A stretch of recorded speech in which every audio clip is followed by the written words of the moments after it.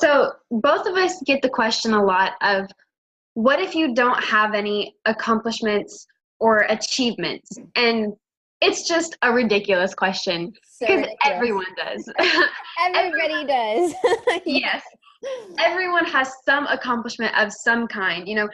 We talk a lot about metrics, but it doesn't always have to be metrics. It can be, how many people did you lead? How many clients did you bring to the company? How much did you increase the revenue by? I mean, I know that's a number, but We won't hold that against you. but it's all of these different kinds of things. It's even stuff you can do on a daily basis. So it really encompasses a lot of different things. It really does. It really does. And it's something, when every client that's watching this is going to go, oh yeah, we've had this conversation. What I do on the phone when we first get started is, I'm going to say, I'm going to need 3 things from you. I want to know your specialties, what you're good at, so we can draw that into the metrics, but I'm going to need to know your metrics. And that's my number 2 thing. And I really want to know what you've done. And I've had people go, well, I've not done a lot. And I'm like, no, you really have, and they're like, no. And they argue with me and we have this back and forth. It's like a battle. I have no idea why.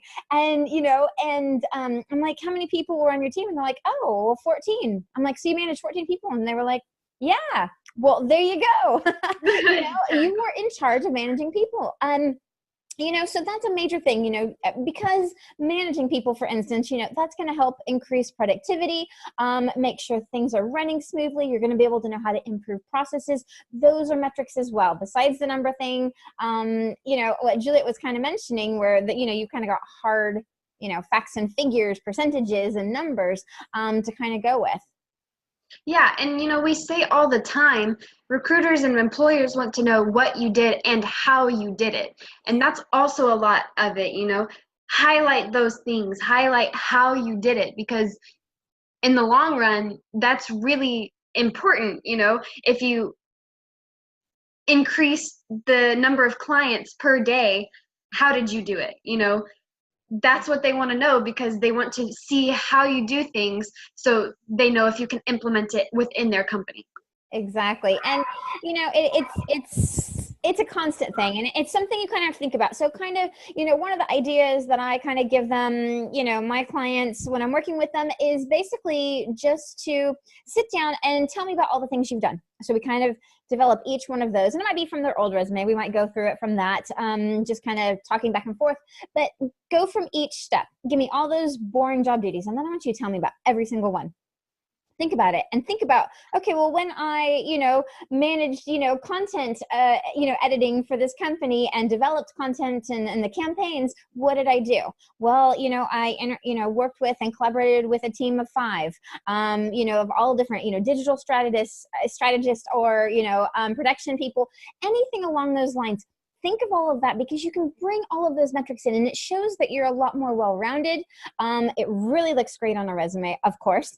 And those are the things they are going to be looking for. Again, it's the wow factors, and we talk about it a lot, the wow factors. I'm really big on that. Mm-hmm. And when you have the right layout and when you have those right wow factors of those accomplishments, and I'm telling you, you do have them, you definitely do.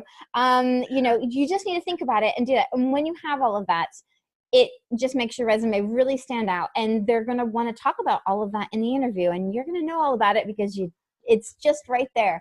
So keep that in mind. Exactly. It makes you pop. It draws their attention. They want to talk to you. They want to know more about you, and they want you to be a part of their company. Exactly. So take it step by step. Each job duty that you have listed, even if it's the most generic, boring one, like, I edited paperwork. I filed documents.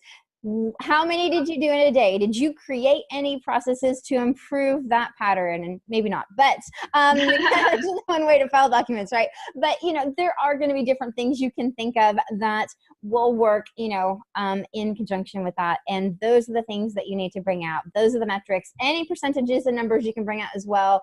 Team member numbers, things like that. Take it, run with it, and your resume is going to be rocking.